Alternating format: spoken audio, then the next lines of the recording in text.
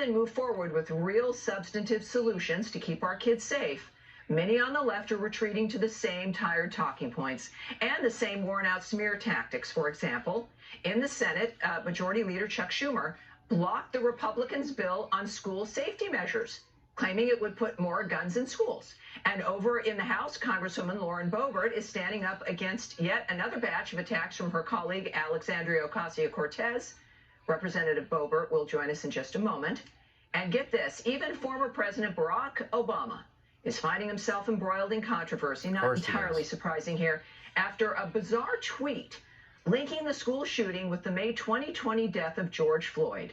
The 44th president tweeted, quote, "As we grieve the children of Uvalde today, we should take time to recognize that 2 years have passed since the murder of George Floyd under the knee of a police officer. Start a racial war. His killing stays with us all to this day, especially those who loved him." Doesn't stay with me because he was Look, a scumbag. Everyone, right? This is not some kind of twisted competition, Mr. Obama.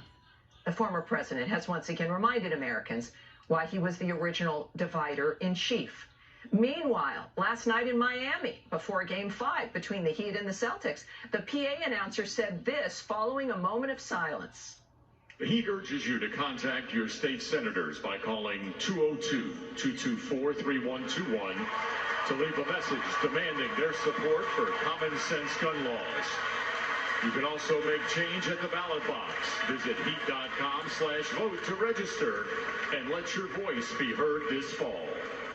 Yeah, that sounded like a little bit of booing, I think, in fact. Now, Florida Senator Marco Rubio responded, "The NBA doesn't like to talk about the billions they make from a China that enslaves Uyghur Muslims and harvests their organs. But they have no problem politicizing a horrific tragedy in America." So, look, here, everyone, it's just crazy. For reaction, we have Fox News contributors Joe Concha and Charlie Hurt, along with Colorado Congresswoman Lauren Boebert. Thank you all. Congresswoman, my first time being able to talk with you, and I know that you've had a back and forth with Ocasio-Cortez. And what all of us are looking at, though, is beyond, that kind of argument and rhetoric. What exactly is happening? We know that things are being stopped in Congress. People want to know where the Republicans are at, where you're at when it comes to what the next step can be taken for some real change here. Right. Well, first of all, of course, my heart mourns for what has taken place. And once again, unfortunately, we've proven that gun-free zones are deadly and we cannot legislate evil. But I want real solutions, not just tweets. I want our schools secured. I want our children protected. And I want teachers that can protect themselves and their students. Never and gonna happen. Obama wants a racial war. This without trying to disarm law-abiding citizens. For me, this is my equalizer. I need a way to protect myself and my children, and my firearm is my equalizer, my tool to do that. And what I've seen from Democrats is them trying to use this tragedy to their advantage, their radical political agenda. It's shameful. Schumer blocking the school safety bill on the floor just yesterday. Sandy Cortez tweeting at me, but she hasn't taken up my offer to actually meet and work together. And of course, we saw Beto acted like a total jerk and tried to use the deaths of these children as a prop to advance his political candidacy. When 9/11 happened, we didn't ban planes. We secured the cockpit. And of course, leave it to Barack Obama to make this issue more divisive instead of allowing the nation to come together, mourn, and heal. Well, I have to say that certainly after November, the Congress is going to look very, very different. But the effort to at least, there is common ground on things that we can find. We know it. Some people don't want to find solutions, Joe. They're not interested in working together because their life and the donations come in when they're fighting with everyone. What's your take on what's unfolding so far?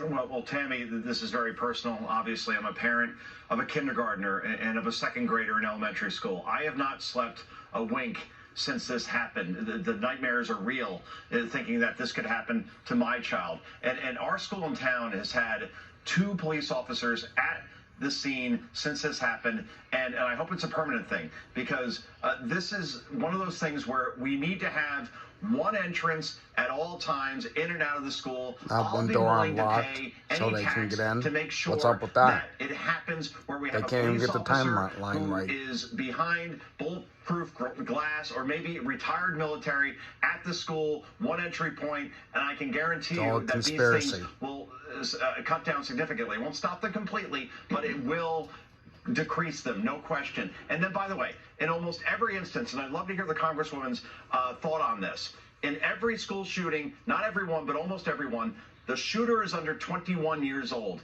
If you need to wait to have a drink until you're 21, then you should have to wait until you're 21 to buy a gun. That's and I right. get the military argument that you could be drafted into the military, you could join the military before you're 21, but those people are properly trained in a controlled environment. So I'm not But sure then that's if an they did argument that, at all. Obama so maybe wouldn't we have should people at to least blame. extend the time until you could buy a gun. To As start for his President racial Obama, war. right, in his tweet, it's one of the worst in history as far as when you have the millions to choose from, right? To exploit these children and somehow compare it to what happened to George Floyd is utterly classless and despicable. Mr. Obama needs to apologize, Tammy. I would say, Joe, He won't do it. He's too proud. was remarkable. And Leo, He's a what that struck scumbag. me as you could tell, well, Charlie, I'm sorry, is that you've got a dynamic where you have a Thanks not for even a watching. Please comparison, subscribe if you but a haven't. suggestion And that look it's at a the other competition, videos that I you post shouldn't, like, yes, there's this over here, posted but look over here on this and that is what was BS. so strikingly. Both of these situations